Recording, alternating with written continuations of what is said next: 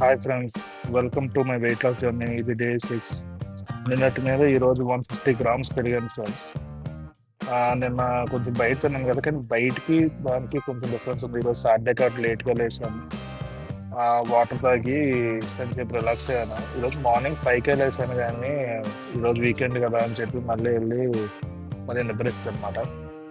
పొద్దున్నే లేసి ఇంకా వాటర్ తాగి ఏం చేయాలా అని చూస్తున్నాను. చిన్న వర్క్స్ ఉన్నాయి, ఆ వర్క్స్ కంప్లీట్ చేద్దామని వాటర్ తాగే వర్క్స్ చేసుకుని తర్వాత 11:30కి ఆ టైంలో కాఫీ పెట్టుకుని కాఫీ తాగానండి. కాఫీ అలవాటు అయిపోయింది బాగా.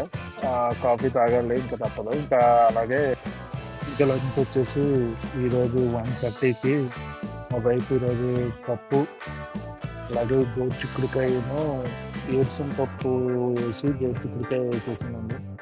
ఆ పప్పు అంటే బాగా ఇష్టం నాకు. సరే అని ఆ పప్పును గోరు చిక్కుడుకాయ నీట్గా కలుపుకొని, పొడి కూడా బాగుంది, గోరు చిక్కుడుకాయ కూడా బాగా బాయిల్ చేసి టేస్ట్ కూడా బాగుంది.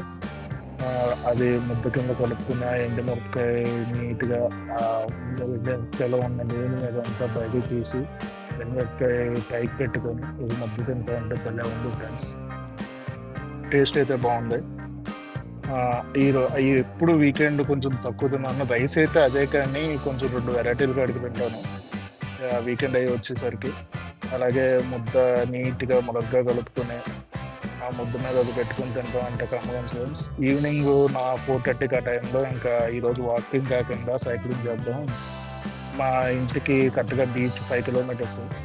సైక్లింగ్ చేసి బీచ్ దగ్గర కూడా ఓవరాల్గా సైక్లింగ్ చేసి మళ్ళీ రిటర్న్ వద్దాం అనుకుంటున్నాను. ఈ రోజైతే సుమారుగా 15 కిలోమీటర్స్ అయినా సైక్లింగ్ చేద్దాం అనుకుంటున్నాను. మరి ఏమవుతుందో చూడాలి ఫ్రెండ్స్. రేపు పొద్దున్న చూపిస్తాను, ఎందుకంటే ఈరోజు డే వీడియో పెడదామని చెప్పి ఆపేద్దాం అనుకుంటున్నాను.